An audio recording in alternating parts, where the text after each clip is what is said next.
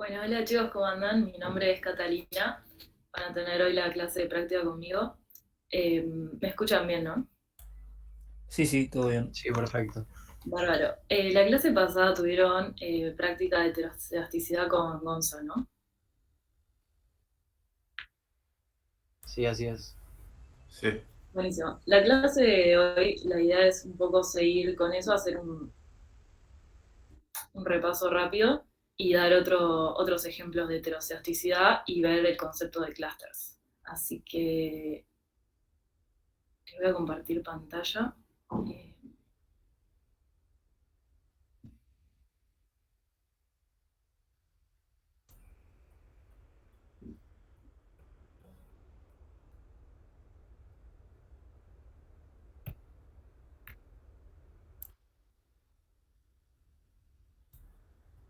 ¿Qué tal? Te hago una consulta. ¿Estaría el do file que vamos a usar hoy por Todavía no ahí? se los ¿O es el mismo de la compartí, clase pasada? pero se los comparto Ah, en la tranqui. clase. No hay drama. Bueno, hago un breve repaso del concepto de heteroceasticidad.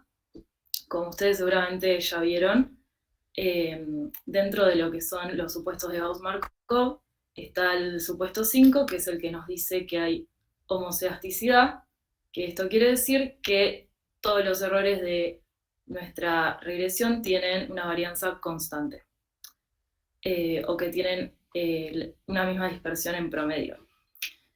Y cuando se cumple este supuesto, nuestros estimadores de la regresión son los mejores estimadores, obviamente, junto con todos los supuestos, ¿no? Pero cuando se cumple este supuesto en particular, tenemos que los estimadores de la regresión son los mejores estimadores linealmente lineares insesgados y son eficientes, insesgados como ya dije, eh, y consistentes. Entonces,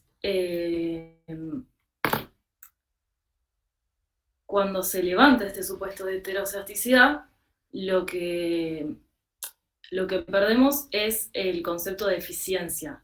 No va a afectar a los otros dos conceptos, ni el de insesgadez,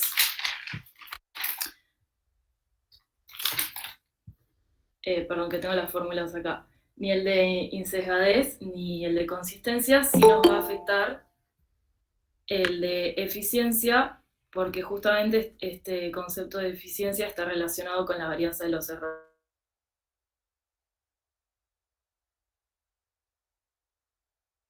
no así los otros dos. ¿Y por qué esto es un problema, digamos? ¿Por qué queremos que nuestro estimador sea eficiente? Porque esto nos va a permitir hacer una inferencia correcta después con las regresiones que nosotros hagamos, como seguís y todo lo demás que vienen haciendo en la materia, sin esa homoceasticidad, digamos, no estaríamos haciendo una inferencia correcta. Entonces, bueno, seguramente lo que vieron la clase pasada es cómo chequear, digamos, en una muestra si estos errores, si hay homoceasticidad o no, y cómo corregirla en el caso de que no haya. Ahora vamos a ver otro ejemplo con una base del Woolrich, que es esta que está acá. Primero voy a poner clear all para arrancar de cero.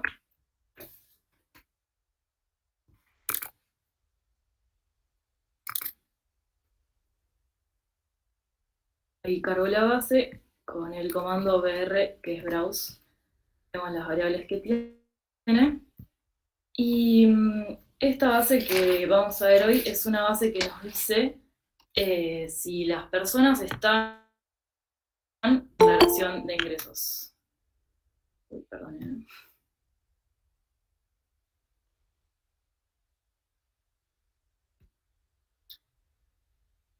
Entonces, acá vemos las... Se me fueron.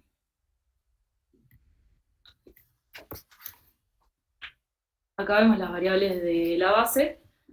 Esta es la variable dummy, que, perdón, chicos.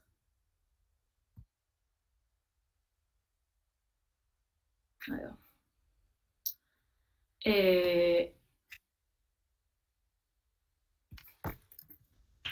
Esta es la variable dummy que nos dice si la persona está o no sujeta a declarar ingresos. Esta es la variable del ingreso. Estas son dos dummies de si está casada y del género. Esta es la edad. F6 es la cantidad de personas del grupo familiar.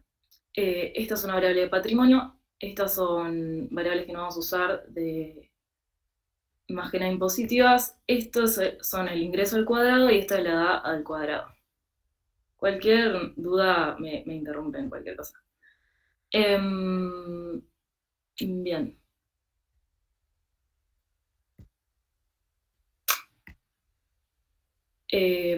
Entonces, lo primero que vamos a hacer es agarrar las variables económicas, que son el ingreso y patrimonio, y logaritmizarlas para sacar cualquier no linealidad posible. Que creo que esto lo vienen trabajando así con otras muestras en el logaritmo. Después lo que vamos a hacer entonces es una regresión del ingreso, las variables explicativas, que son si está casada, el género, la edad, grupo familiar, o sea, la cantidad de personas del grupo familiar. Esta es la que generamos acá, el logaritmo de patrimonio y la edad al cuadrado.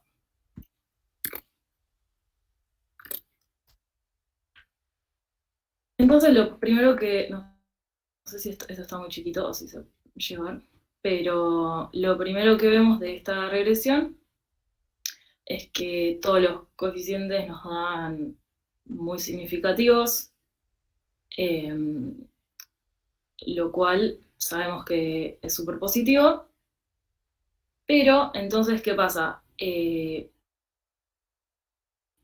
Por lo que venimos viendo, yo no sé si esta muestra es homosedástica o no. Entonces, lo que necesitamos hacer es testear si hay homocedasticidad. Y de forma práctica, o sea, ¿por qué lo hacemos? Dijimos que era para tener buena inferencia, pero ¿cómo lo podemos ver en Stata? Es lo que nos puede afectar la estimación de los errores es en el p-valor. Nos podría estar cambiando si la muestra es heteroscedástica, nos podría estar cambiando la significatividad de los coeficientes. Por eso es muy importante que testeemos esto, porque esta primera significatividad que nos da acá podría no ser verdadera, digamos. Pero seguramente lo que ya vieron con Gonza es que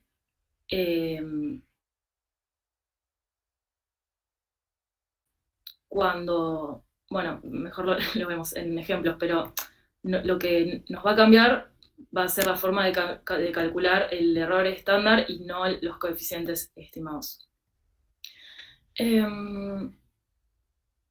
Entonces, bueno, lo que hacíamos era aplicar la prueba de homocedasticidad.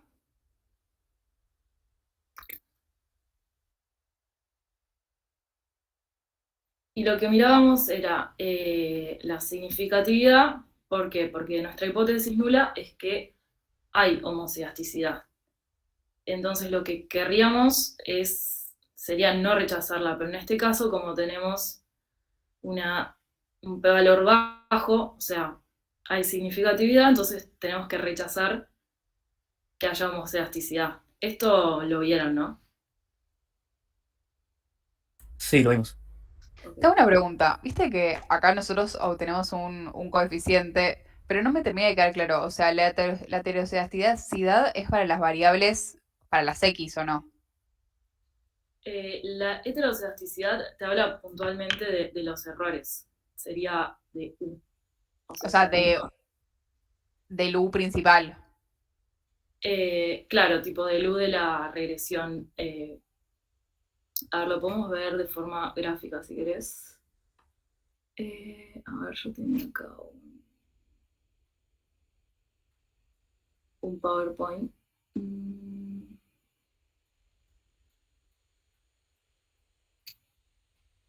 Acá. O sea, seguramente esto lo vieron también, pero lo que cambia la heterocelasticidad en relación a la homocelasticidad es que acá ves que los errores están distribuidos de forma constante, o sea, la varianza más que nada es constante, y acá no, acá tendría más una forma de cono, si se quiere. Entonces, esta distancia de los puntos a la recta de la regresión es el error. Y eso es lo que cambia, la varianza del error. Ok, claro, pero sobre la variable I, o sea, no es que es listo, ya entendí. Sí, exacto, los errores sí, estimados, ¿no?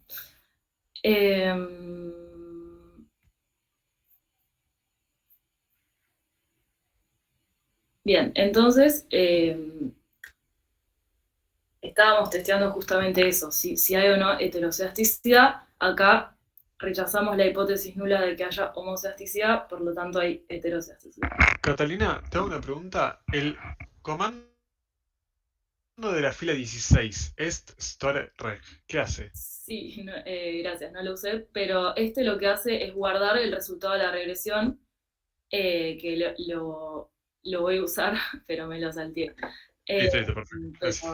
Pero esto más que nada es para guardar el resultado, porque después vamos a comparar las distintas regresiones, la que es robusta contra la que no. Bien, entonces, bien, sigo con los tests. Esto creería que los vieron todos, pero bueno, hay varios. Más que nada es para que mostrarles que tendrían que dar, todos tendrían que demostrar que hay heterocelasticidad. Este es el comando del test white, y también nos da significativo, por lo tanto también nos dice que hay heterocelasticidad.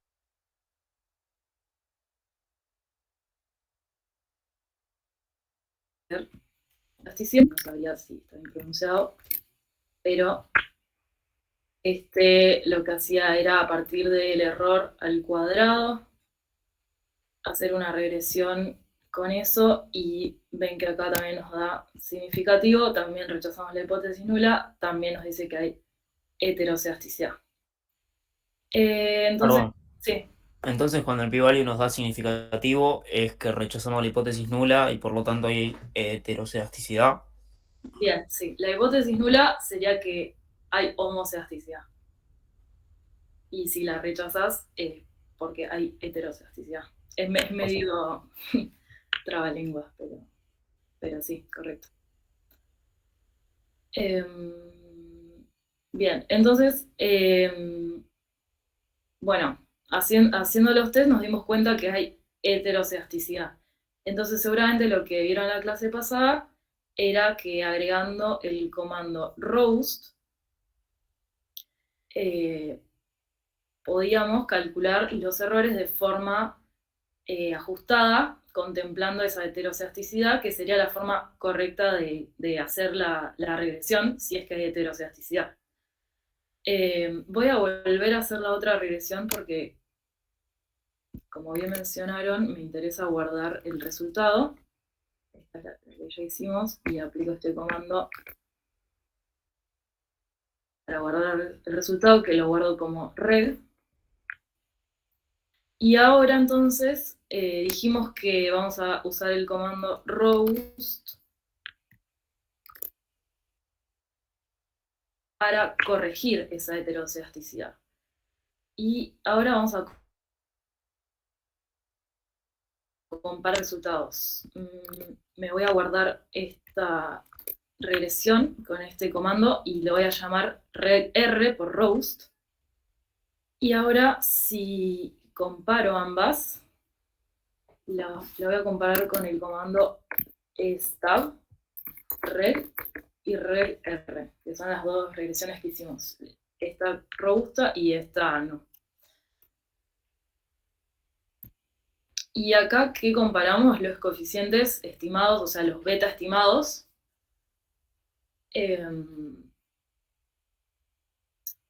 Y como pueden ver, no cambian. O sea, el beta estimado, el valor del beta estimado no va a cambiar si yo aplico el comando robust. Ven que son el mismo valor. Pero lo que sí cambió, este es el valor estadístico T, o sea, esto, que el valor estadístico T es lo que me determina la significatividad también. Entonces eso es lo que nos interesa. Y acá vemos que sí varió un poco, en cada caso varió, pero se mantuvo la significatividad. Ven que acá cuando hicimos la regresión con el comando robust, los p-valores nos siguieron dando significativos. Entonces, bueno, en este caso no, digamos, sí nos cambiaron los errores estándar estimados, que son estos, que si los comparamos con esta regresión son distintos, o sea, no se llegan a ver todos en la pantalla, pero bueno, más o menos se puede ver que cambiaron, y también variaron el valor T, entonces por eso decimos que es importante para la inferencia, porque si bien esto se mantiene, los que vienen, y por eso decíamos que no afecta ni la insesgadez ni la consistencia, pero sí afecta todo el test, la regresión, las inferencias, etc. En este caso, de vuelta, siguen siendo significativos los coeficientes, entonces en un principio no había mucho problema, por así decirlo, si yo hubiera trabajado con la muestra sin aplicar el comando robust, digamos. Pero en este caso específico. Pero uno, o sea, antes de aplicarlo, uno no sabía. Entonces, siempre hay que testear esto para estar seguros que no cambie mi significatividad, porque lo que podría haber pasado es que esto que era significativo, por ejemplo, deje de serlo. Entonces yo ya no estaría, esta variable ya no estaría explicando mi ingreso, o sea, el género ya no estaría explicando mi ingreso. ¿Esto se entiende?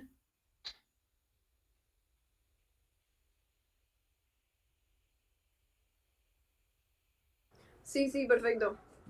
Bárbaro. Entonces, bueno, hasta acá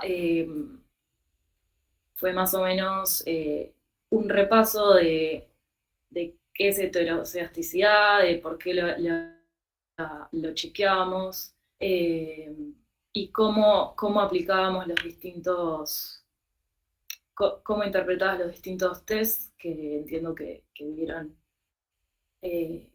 la clase pasada, y cómo corregimos esa heterocedasticidad aplicando el comando robust.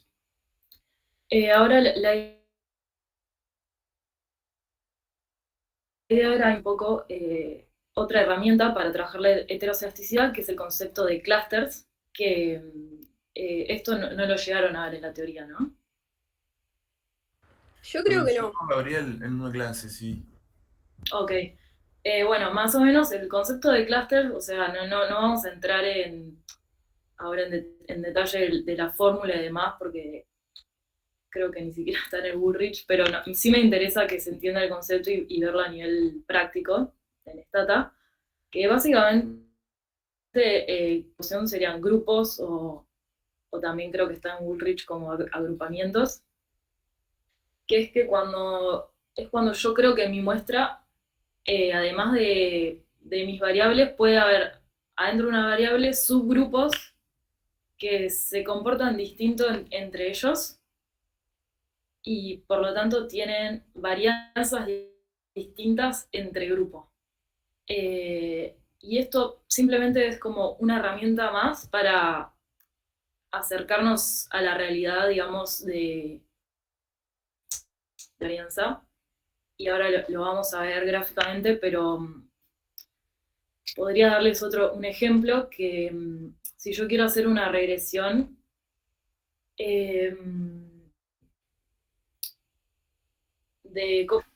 a la nota, por ejemplo, fue, o qué universidad va, no sé, su edad, horas de estudio, ingreso familiar, etc. La variable explicativa universidad, sabemos, digamos, universidades, no sé, UBA, Itela, San Andrés, etc. ¿Y qué pasa? Yo considero que dentro de esas distintas universidades que hay, que cada universidad se comporta de una manera distinta en cuanto a su variabilidad, que sería la varianza intragrupo, o sea, entre grupos. Y entonces por eso me interesa modelar de una manera distinta, cosa que yo contemple eso.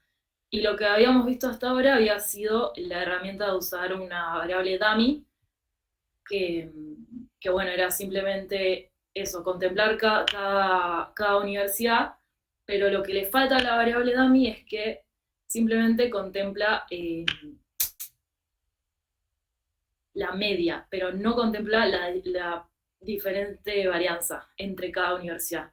Entonces, más que nada, prefiero que lo veamos gráficamente, así se entiende un poco más, pero eso, podrían ser distintos grupos de cualquier cosa que se les ocurra, distintas empresas, distintas escuelas, distintos barrios, etcétera, que ustedes pueden llegar a tener en una muestra. Entonces, la que vamos a tomar acá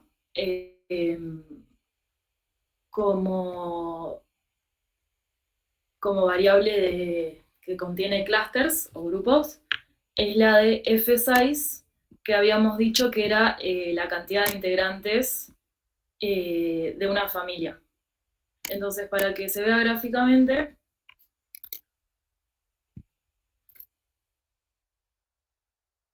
perdón, me faltó definir esta. No, ahí está bien.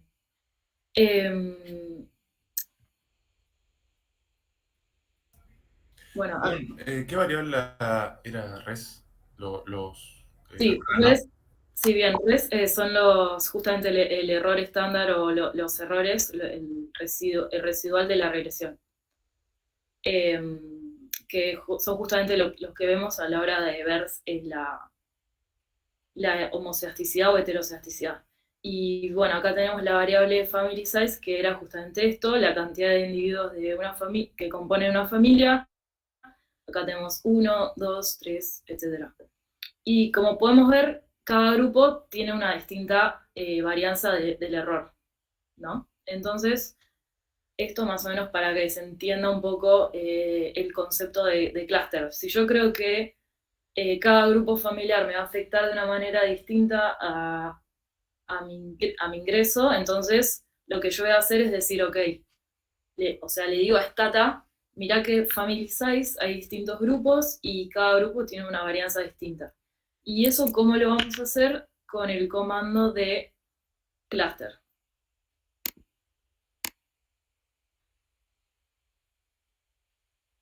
Y el comando es, hacemos la regresión como veníamos haciendo antes, o sea, acá incluimos esa variable, pero después le agrego coma, cluster, y entre paréntesis la variable que yo creo que tiene subgrupos dentro de ella. Y acá de vuelta, Stata me va a recalcular los errores estándar estimados teniendo en cuenta eso, de esta variable. Entonces, ahora vamos a guardar el resultado y lo voy a llamar reg_c. Perdón, Cata, ¿qué es lo que recalcula que dijiste el error estándar? Claro, como el comando robust que Bien. nos recalculaba eso, nos ajustaba el error estándar según esa heteroceasticidad, y bueno, y en base a eso también nos modificaba el t. Esto es lo mismo, pero teniendo en cuenta esa heterocedasticidad en ese grupo particularmente. Ok. Entonces acá guardamos el resultado para que comparemos los tres. La regresión común, con el comando robust y con el comando cluster.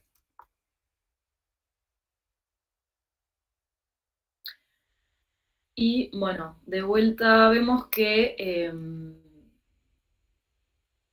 los coeficientes se mantienen igual, eso no cambia, pero sí cambia el t estadístico, por lo tanto eso nos podría llegar a modificar la significatividad.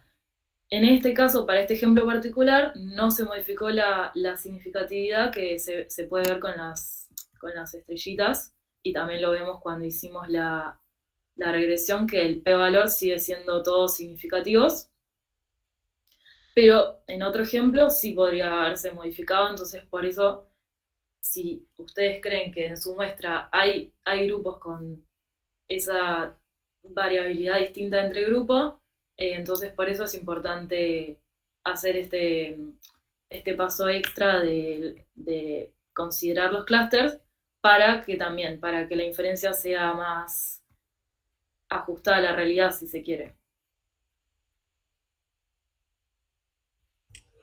Cata, ¿cómo estás? Te hago una pregunta. Sí. Cuando hacemos el clúster, nos afecta el resultado de toda la regresión, no solo de esa variable que es la que tiene clusters. Sí, bien, porque... a ver si se ve acá. Sí, acá un poco los resultados podemos ver que cambió para toda la regresión, porque también tiene en cuenta esa heterocedasticidad, digamos, de todos los errores. O sea, no solo de esa variable. O sea, sería más claro que si te muestro, digamos, la fórmula, pero la verdad es que no la tengo porque, nada, creo que en Woolrich ni siquiera está. No sé si la llegaron a ver con Gabriel, capaz que sí. Pero sí, cambia todo, cambia todos los valores. Claro, genial. Y tengo una pregunta, si tenés clústeres en más de una variable, o sea, tendrías que poner todas las variables así con espacio en el paréntesis. No sé si se entiende. Sí, pero creería que... sí, pero creo que el comando cambia un poco. Creo que sería como if, no sé, la verdad que nunca lo hice, pero creo que sería más que nada tomar la que vos creas que sea lo más importante. Por ejemplo, en este caso es esta. Si en el caso, ponerle de la nota con universidad, sería de las universidades y así.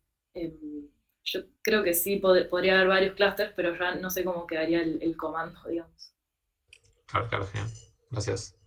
No, de nada. Después, si no, también le puedo preguntar a los chicos, a Cristian, Sebas, que seguro capaz ya lo aplicaron de esa manera. Y Dale, gracias. nada, eso. Ahora, si quieren, podemos ver, no sé, alguna duda que les haya quedado o algo, porque la verdad que se hizo medio rápido.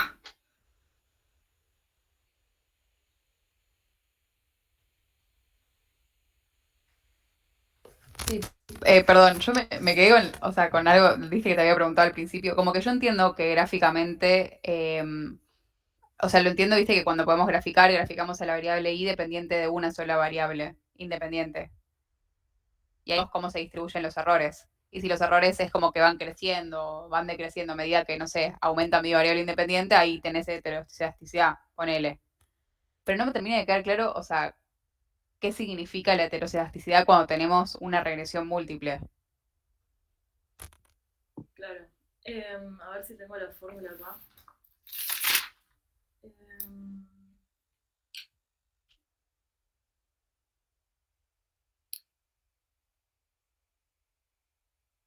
O sea, en el caso de la regresión múltiple, entiendo que sería todos los errores de cada variable, como vemos acá.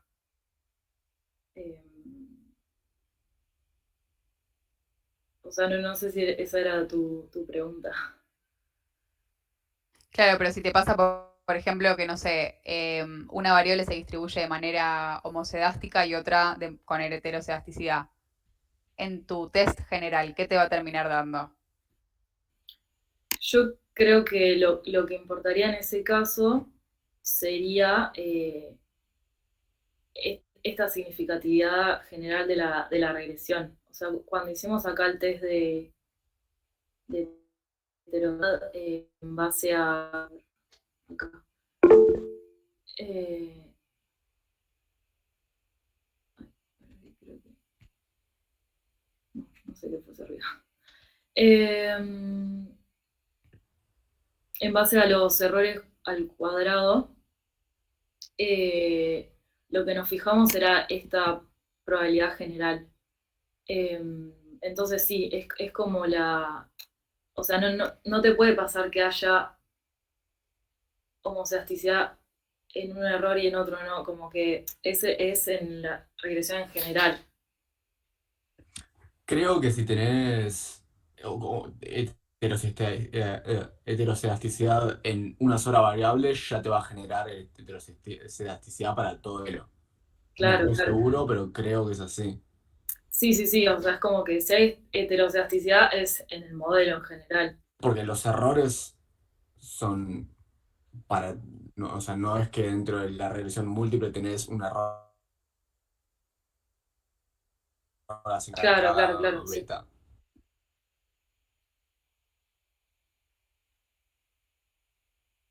Sí, o sea, la heterocedasticidad es para todo el modelo, digamos. Y cuando, seguramente las fórmulas que dieron con Gonza, a ver, se me cerró la parte del pero bueno, seguramente en las fórmulas que vieron con de cada test, se incluyen todas las variables, digamos, todas las X, las explicativas. Buenísimo, buenísimo, gracias. No, no sé si, o sea, no sé bien qué vieron con él. ¿Llegaron a ver las fórmulas y eso? De cada test.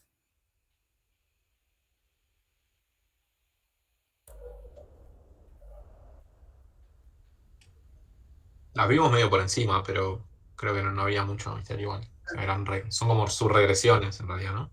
Claro, sí, O regresiones auxiliares, digamos. sí, exacto. O sea, a ver, estoy intentando buscar muchas cosas ahí. El file de... a ver si acá está. Em, pero sí, o sea, no se les va a pedir que la sepan de memoria, pero digamos, se contemplan todas las X sub, digamos, de la regresión múltiple. Así como todos los errores estimados.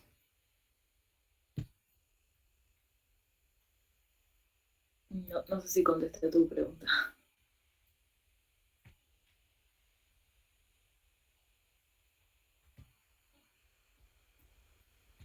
Bueno, hay algo más que, no sé, les haya quedado ahí como duda de esta clase o del anterior que tuvieron, para ver si no se los puedo ayudar.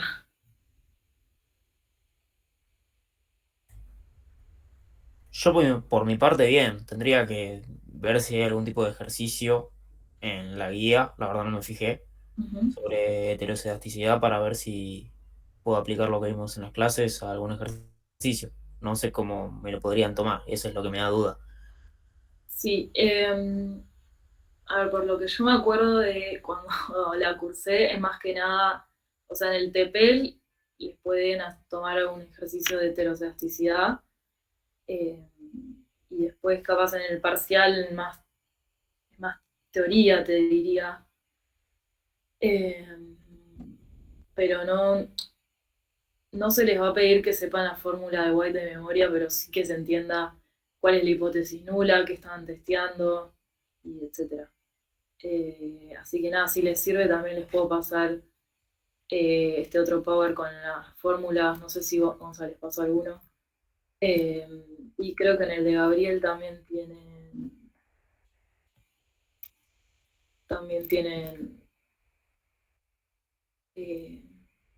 aparte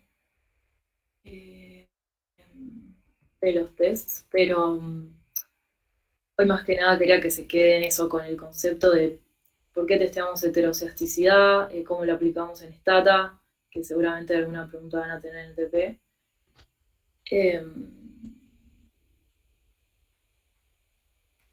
Y bueno, creo que con esto, o sea, terminarían el tema, si no me equivoco, y empezarían ya con la parte de series de tiempo. Pregunta, Cata. ¿El tema de usar clusters como solución o el comando robust, siempre tenemos que comparar cuál es mejor o hay alguno que siempre sea mejor que el otro?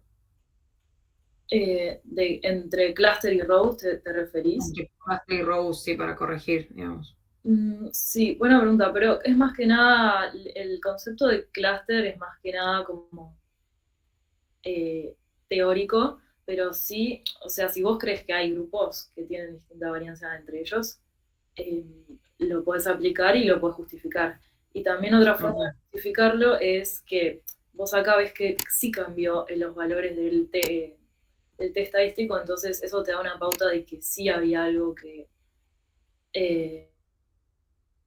estaba mal, pero, o sea, sí, que estaba mal la inferencia, ¿no? Y que a partir de aplicando esto se corrigió eso. Pero el concepto de clúster sí es más como un supuesto, o sea, como que vos decís, bueno, en mi muestra hay clústeres por X motivo y sí, es algo más como supuesto.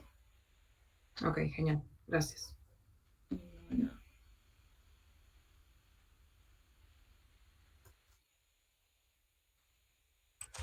Tengo una pregunta.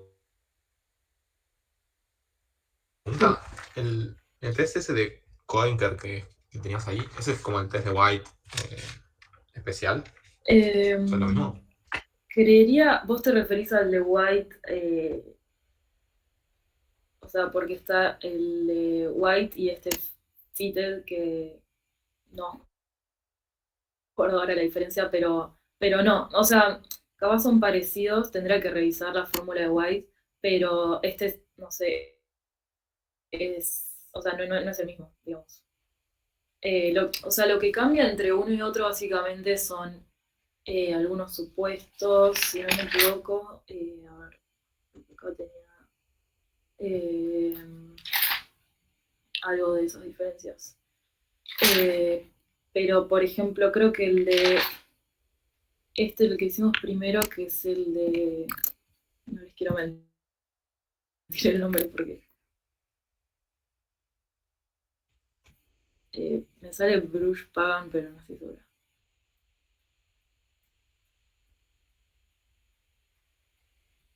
¿Dónde está? Acá, sí, Bruce Pagan. Creo que asumía normalidad en los errores, si no me equivoco. Y esa es como una diferencia de... Tienen algunas diferencias de conceptos entre uno y otro. Que no sé si lo llegaron a ver en profundidad. Pero sí se diferencian con esas cosas, también va a depender de tu modelo. Y la homoceasticidad también puede tener distintas formas. Por ejemplo, la que vimos en el ejemplo gráfico tendría como una forma de cono, si se quiere.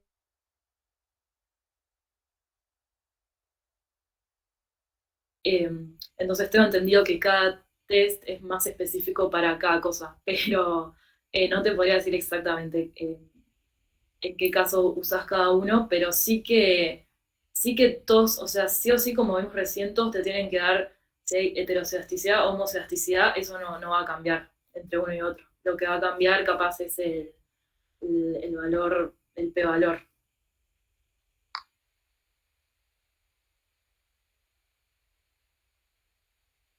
No, si quieren después también les puedo dar una respuesta más concreta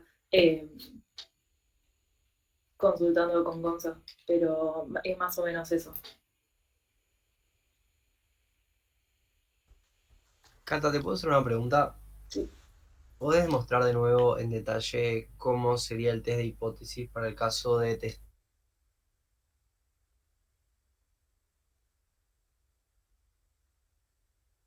testear la hipótesis alternativa? ¿Vos decís en Stata o en la teoría? No, en la teoría, o sea, habías mostrado, y bueno, yo no llegué a copiarlo, pero quería quedarme con eso, de cómo sería la hipótesis nula y la hipótesis alternativa, y en qué caso se rechaza. Ok, ¿decís que la mostré acá, tipo en un PowerPoint, o lo mostré? No, creo que lo habías mostrado.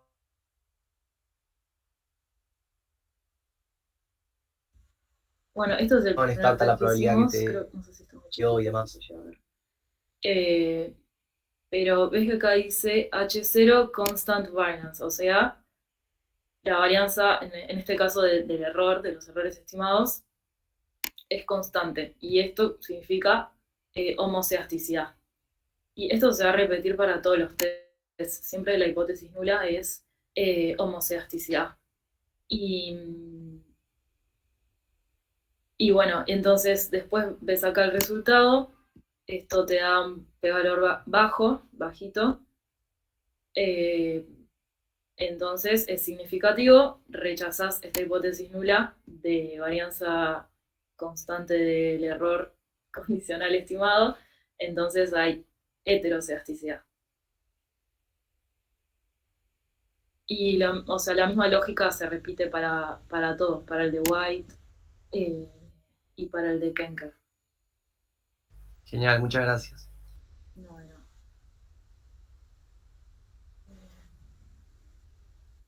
Creería que en la teoría que vieron con Gabriel que está la fórmula de todo eso. A ver si lo pongo.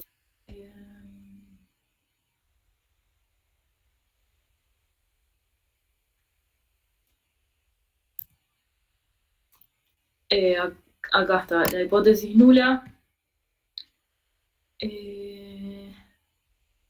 Pero esto sí es de uno de los...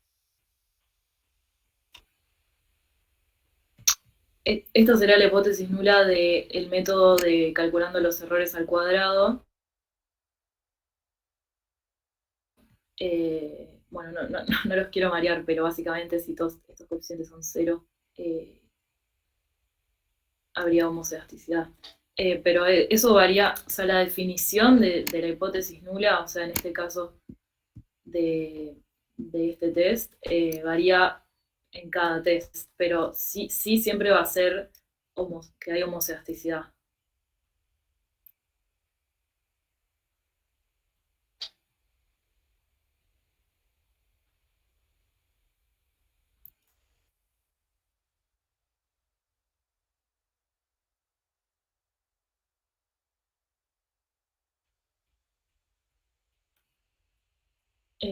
Bueno, y eso era un poco la idea de la clase de hoy, creo que quedó medio corta, pero no sé si quieren aprovechar y tienen alguna otra duda.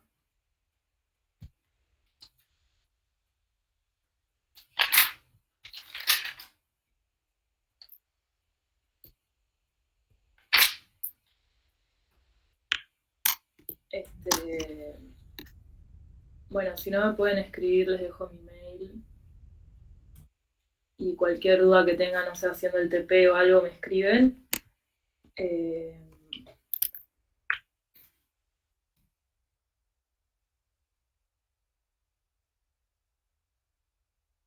No sé si se llega a leer, pero bueno.